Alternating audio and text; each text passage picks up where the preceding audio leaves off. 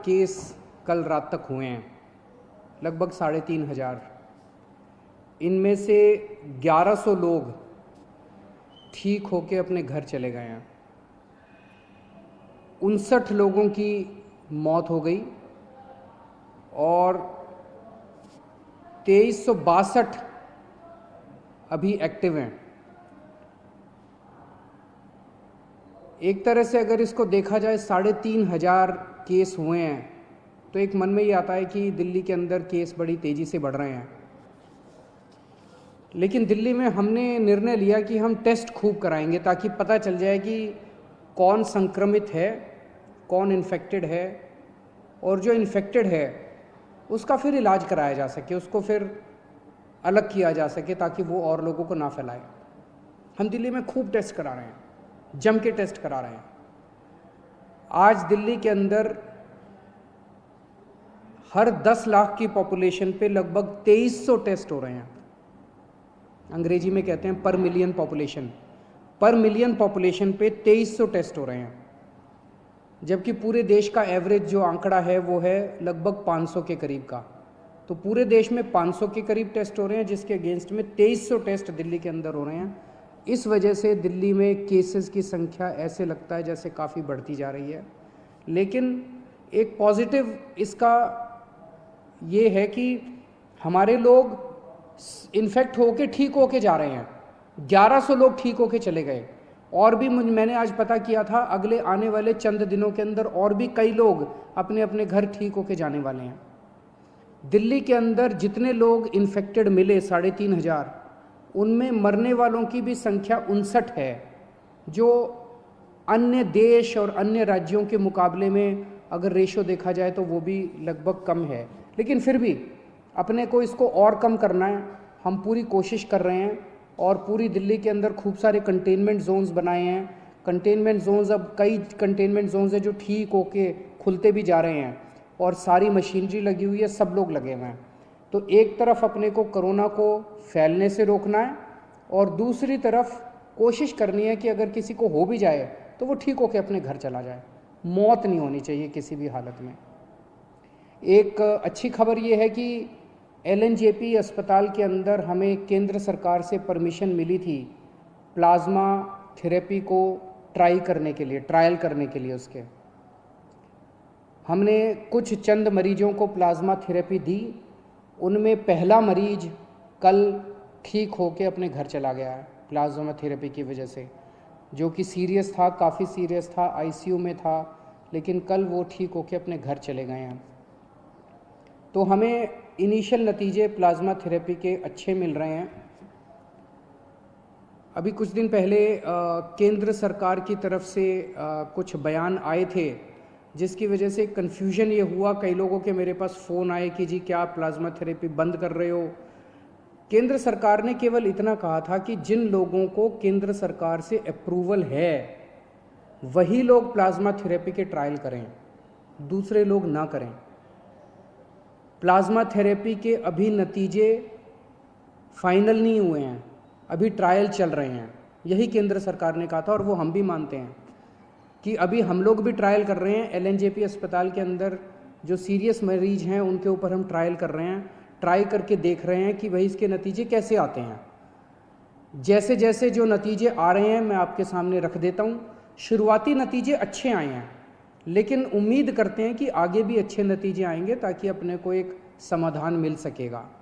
तो कुछ लोगों ने कहा कि क्या आप बंद कर रहे हैं? नहीं, दिल्ली के अंदर प्लाज्मा थेरेपी के ट्रायल पूरी ज़ोर शोर से चल रहे हैं, और जैसे जैसे जो नतीजे आएंगे मैं आपको बताता जाऊंगा।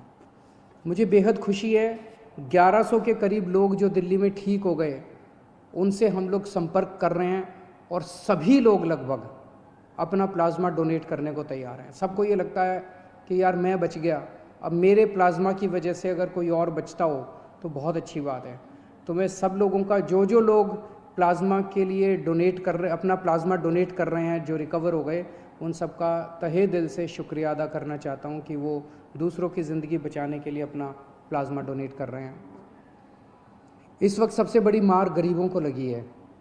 रोज़ कमाने खाने वालों को बहुत बुरी मार लगी है, उनके घर में तो खाने पीने के लाले पड़ गए हैं।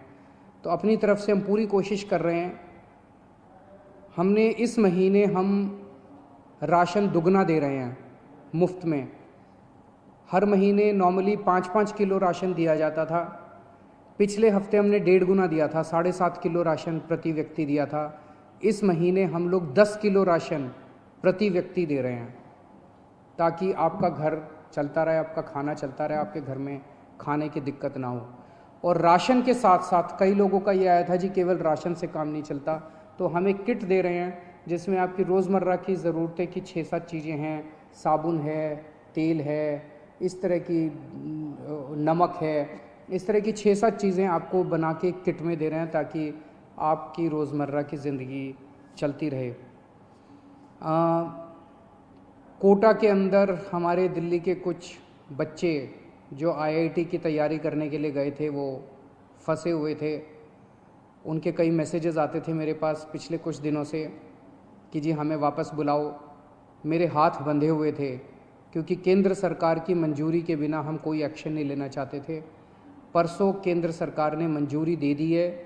आज दिल्ली से लगभग 40 बसें कोटा जा रही हैं और मुझे उम्मीद है कि शायद कल ये बसें उन बच्चों को लेकर वापस आ जाएंगी। और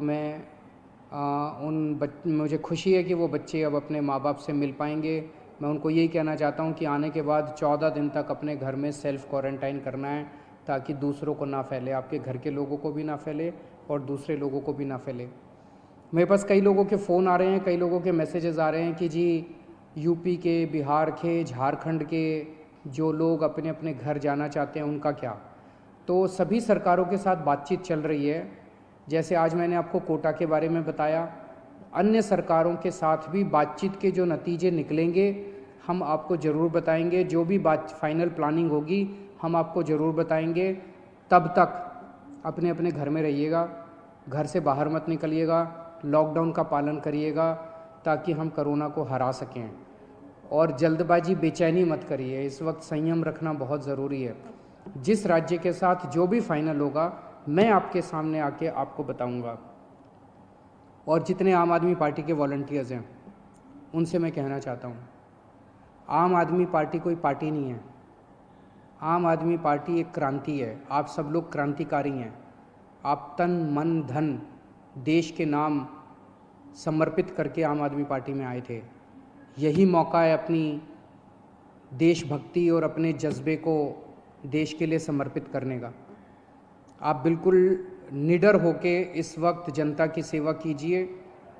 एक तो ये करना है कि अपने इलाके के अंदर किसी को भूखे नहीं मरने देना। अपने इलाके के अंदर किसी को भी कोई भी किसी भी चीज़ की किसी को ज़रूरत है, आप आगे बढ़ के उसकी मदद कीजिए। ये पुण्य का काम भी है, ये देशभक्ति का काम भी है। और बिल्कुल निडर होके आप लोग काम कीजिए। अपनी भी सुरक्षा रखिए, सोशल डिस्टेंसिंग रखिए, अपनी भी सुरक्षा रखिए। लेकिन जो भी इस वक्त ज़रूरत में है, बहुत गरीब लोगों की मैं कहानियाँ सोशल मीडिया पे पढ़ता रहता हूँ, लोगों से सुनता रहता हूँ और बहुत दर्दनाक कई लोगों के दिक्कत हो रही है। उन सब की मदद करनी है। और अगर कुछ भी मेरी ज़रूरत पड़े, सरकार की ज़रूरत पड़े, हमें भी बताते रहिएगा। बहुत बहुत